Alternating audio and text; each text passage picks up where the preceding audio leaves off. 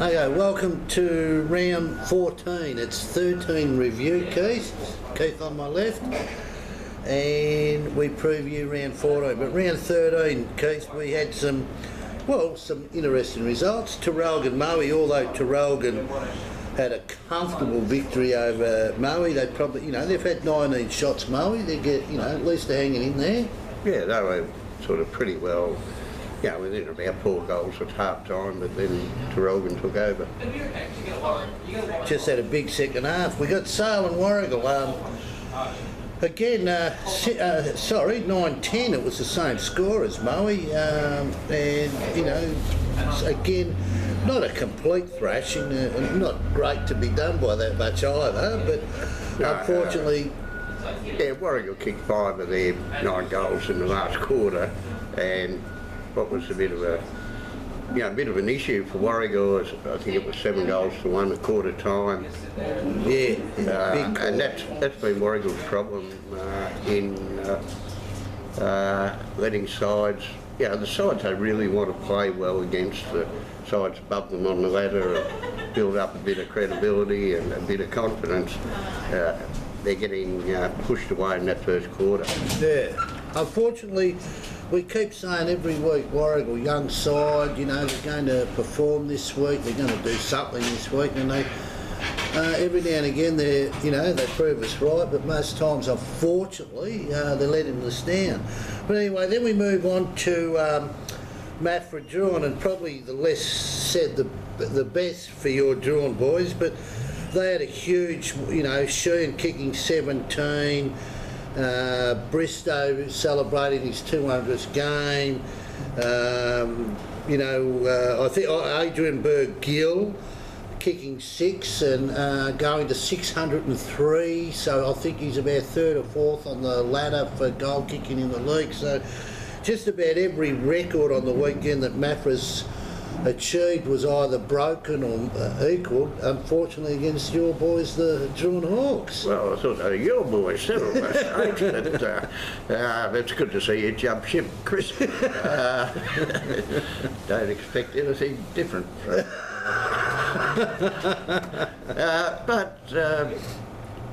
Massive score, and I think you missed it. Maffra's highest ever score.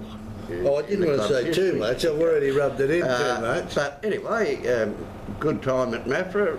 Friday night was great down the community club, and the manageress there was delightful when she came to you, and said, "I'm sorry, that's last drinks. We're closing." But thanks for the hospitality, and it was good. The footy from Drill's point of view was pretty disappointing, apart from the under-18s. I mean, they have got 5 sort of what you'd call of their better players missing, and that affects them more than most clubs when when you're down the bottom. But one of these, Keith and I did go to Maffra on the weekend, but we saw the old workhorse there, Jim Hill, on Friday.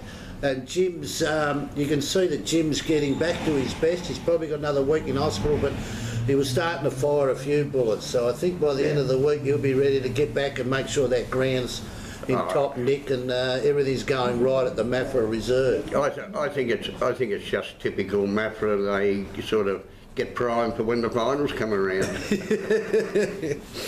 Okay, well, to Bairnsdale Morwell. Now, here's another one where we suggested there could be a bit of a turnaround, and Morwell's travelled up to Bairnsdale, and Bairnsdale's actually had 27 shots, 720 to Morwell's 712, and they've come away with a 12-point victory, which, again, for the top 5, that's a terrific sign that, nothing's signed, sealed and delivered yet. Not quite, and it was a really great win for Bairnsdale.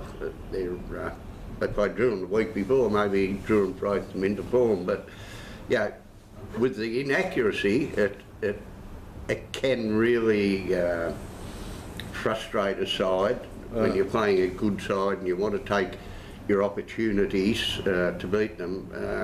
I suppose the question in there is, with Bairnsdale's inaccuracy, why didn't Morwell take advantage of it? Good side, and that's a little question mark over Morwell, who've gone through a bit of a mid-season slump. So will be interesting to see how they go from now until finals time. They'll be in the finals, but whether they can hang on to the double chance will be an issue which didn't look as if it was an issue a while back. And then we had Leongatha Wonthaggi in the local derby on Sunday, and obviously, you know, we suggested with the local derby that you know, things can change, and you know, like for argument's sake, sorry, we'll start that again. Wonthaggi being the favourite, but Wonthaggi's actually kicked 6-16, which 22 shots, and then Leongatha only had 13, but kicked a bit more accurately, 9-4, and come away with a 6-point victory. And that's 2 weeks in a row that Wonthaggi have been a bit inaccurate in front of goal, Keith. Yeah, and lost close matches, which would certainly disappoint them. But the real thing was the last quarter. I think they've kicked 2 goals, 8 to Leongatha's 2 goals, and just gone down by 6 points. They have got, you know, some pretty serious injury worries there at Wonthaggi, so they've done well to hang in. If they'd have snuck over the line those last 2 games, you're sort of talking about them as premiership favourites, given their injuries, and if they can get those injured players back by the end of the season and for the finals, could still be a threat. But they've slipped to 5th, and they've got to try and get back into that double chance. Yeah, well, I mean, we'll go on to the previews, and obviously Bairnsdale's actually got the next 2 or 3 games quite hard. They finish off with what you'd class as fairly soft, but the next 3 weeks are pretty hard, and the first one they start off with in round 14, they've got to travel down to Traralgon and try and knock them off. So what's your tip there, mate? Well, because of percentage, they're effectively 2 games out of the 5. And, you know, Bairnsdale just have to keep winning. They have to win at least 2 of the next 3 games, then finish off with the last 2 games and win those. But it's a big ask against Traralgon. I know Traralgon have had big wins the last 2 weeks, but against the lower sides. But they look as if they're just sort of running into a bit of form, and I don't know, it'd be great to see Bairnsdale win and keep in the hunt going, and make the, you know, final 5 even a bit more insecure. But I just think Traralgon might have enough. But obviously a very good effort last weekend by some of the less heralded players at Bairnsdale. Keep going, do the jobs they were asked. It wasn't a game where somebody starred and took the game apart and won it for them, but yeah, a really good team effort. Hope they can produce the same this week, but I suspect Traralgon might have a little bit too much at home. Yeah, I think there's a couple of players there. See at Traralgon, Jamie Aikens named in the best, but young Timmy North seems to be having a boomer of a mid-season. He's kicked 3 goals last week, but he's been named in the top 2-3 players for the last 4 or 5 weeks. So the young fella's actually performing very well at the moment. He's probably been up there for 10 of the 13 rounds, or 9 or 10 or something. Yeah. Okay, the next one we have is Sale, round 14, let's make sure, yes, Sale hosting Moe, and this, you know, this is going to be a big ask for Moe to even be competitive without rubbishing you, Moe, but Sale is obviously the top dog up there, and at the moment a trip to Sale would be something that no one would be looking forward to. Yeah, my message from last week was that they were very, very sharp at Warragul, and you know, they're building towards something. They know what their goal is a couple of months down the track, and yeah, I expect them to be too good for Moe. Yeah, well, I mean, yeah, but look, they're Luke Collins, Larvity, you know, Jason Schuback who's come back, Kane Fraser, you know, they're playing very well, but yeah, but look, Mitch Davis kicking 5 and Fraser kicking 5, so you know, they are travelling along very well, and one would suggest that Sale will have an easy victory there. We'll go to Wonthaggi hosting Warragul, and Wonthaggi at the present time is in 5th position, but they've got a couple of sort of games that they should be able to win over the next week, and they start off with hosting Warragul, and one would suggest that Wonthaggi should win that one. Yeah, but without Aaron Weir and Earl Shaw, and I'm not quite sure what's going on with Adam Cook. He hasn't been around for a while. This could be a real danger game for Wonthaggi. You can't take too much away from them, losing by 4 points at Sale and then losing by 6 points again last week to an improved Leongatha, who's got a bit more personnel back on the field. I'd expect Wonthaggi to win there. They haven't performed all that well at home. They've lost 3 games there this year. But if this is one game where Warragul can perhaps say, hey, we're getting right up into the middle tier, we're building ourselves to be a real finals contender next year, I think this is a game that they should do really, really well in to show that. And I just think Wonthaggi has got to make sure they're really on the ball for this one, otherwise, Well, I agree with you, they've got to be on the ball, but I just see it's too important, and I suppose we've been saying regularly that we expect Warragul to cause some upsets, but I just see Wonthaggi being too strong and too much at stake, so I think Wonthaggi will actually have a fairly comfortable win there. We'll go to, we've got 2 remaining matches now. We'll go to the last one first, which is Druin hosting Leongatha, and Leongatha have struck a bit of form, and unfortunately Druin's hopefully up at the Druin Recreation Reserve trying to find some right now as we speak. Yeah, well, it's one thing about finding form, it's one thing about finding a few big guys, a few others, a few guys making miraculous recoveries from injuries. It's really in a bad spot for Druin at the moment, and they sort of battled bravely in the first half of the year, and it takes its toll when you're undermanned and physically sort of a fair bit behind the other sides. And I expect Leongatha to continue on their winning way. I just hope that Druin can sort of show a bit of steel after what was well, it wasn't even a football lesson last week. It sort of look, unfortunately, but look, for people that follow Druin, Thursday night they're trying to get a few down the rooms to try and give a bit of support to the players, and the most important thing is they are a bit low in stocks, but they have got 5 very good players, and hopefully 1 or 2 or 3 or maybe all of them might be available this week, and they're important parts to the Druin side. But for the supporters, try and get down there Thursday night, just give your local team a bit of support. All right, we finish off with what has got to be the match of the round, obviously. Yep. And it's Morwell hosting Maffra, which is second against third. There's actually only 1 game apart, that separates them, so this one's just so vital for both teams. And what are your thoughts on that one? Well, not quite sure, but you being the League General Manager and Mr Football in Gippsland, I'd imagine you would know by this stage whether Rocker and Lockyer are fronting up for Morwell.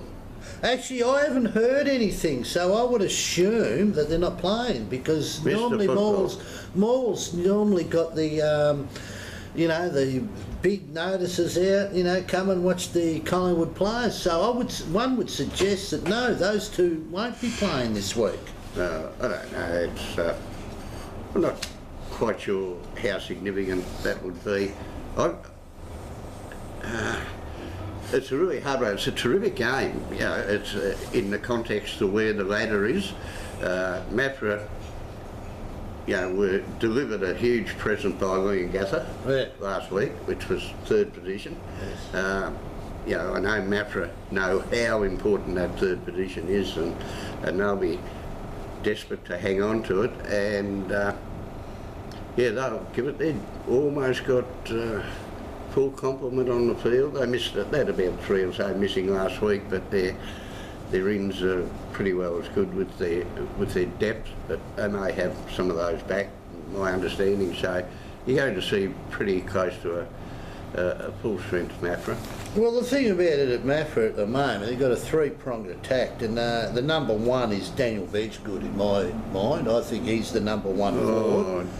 I reckon the Bakers kicked 80 goals so far. It's sort of pretty handy. But Bedgood, they try to man him up, and then you've got Adrian Burgill, who causes a bit of havoc, and Adrian's a wise old fox, and then you've got Sheehan, who's the target of full forward. But to me, Bedgood last week, I think, if my memory serves me correct, he had something like 20 marks, and played a fantastic game across that half forward. And obviously with the three, you've got to have three good backmen line up on them, and they would, that's one of the reasons they feel that they've got a real big chance this year, is having that third option, third big forward in Sheehan. Is going to make it very hard to man up. And Calvin Porter and your Benny Coleman, they're playing fantastic footy on ball. And at Maul, they were down, and they're good players, have got to start performing again. Although I noticed that Tommy Hutton was in there and Jeff Ryan, but you've got to, they've obviously got to do a little bit more because they lost, so they have to do much better. Yeah. But I would suggest that maybe Mafra might just sneak in on this one. Yeah, well, the loss of Morwell at Bairnsdale was their third and 4 games, and the only win was that big win against Moe when Rocker and Lockyer came into the side. So, it's going to be some questions there. I think you mentioned the Mafra forwards, and the thing that sort of strikes me with that, you're a bit on the ball. I wouldn't quite put Bedgood as the focal there of the side. He's one hell of a good player, and his 20 marks last weekend, there were no cheap marks in those. There were good marks, sharp leads, and marks against opponents. But I just think when you've got a bloke like Adrian Burgill, who's your third string forward, it's starting to look pretty potent. And that's, I think, the difference between the sides is perhaps up forward. Menon Johnson, Dowling, Dean McDonald, they're capable goal scorers, but I think they just need a bigger presence in there. But I still think Morwell might just sneak there. I just think Morwell. I think Morwell's definitely one of the top 3, but I just feel they just quite haven't come out of their mid-season slump, and that's why I believe Mafra will knock them off. But anyway, that's just my thoughts. Yeah, it'll be great. Both have got very good ruckmen. Both have got really terrific depth in their midfields, and exactly. they'll probably be the areas where the game's won and lost. And then the forwards, you just got to capitalise on the opportunities. Exactly. All right. Well, anything else you want to add, Keith? No. You haven't got a question without notice or anything like that? Okay. We haven't changed any final dates or anything. No. We haven't heard of any new election dates, so we have to keep the finals the way they are. But look, thank you very much for watching us again, and we'll be back next week with a review of round 14 and a preview of round 15. Not many weeks to go, Keith, and thank you very much.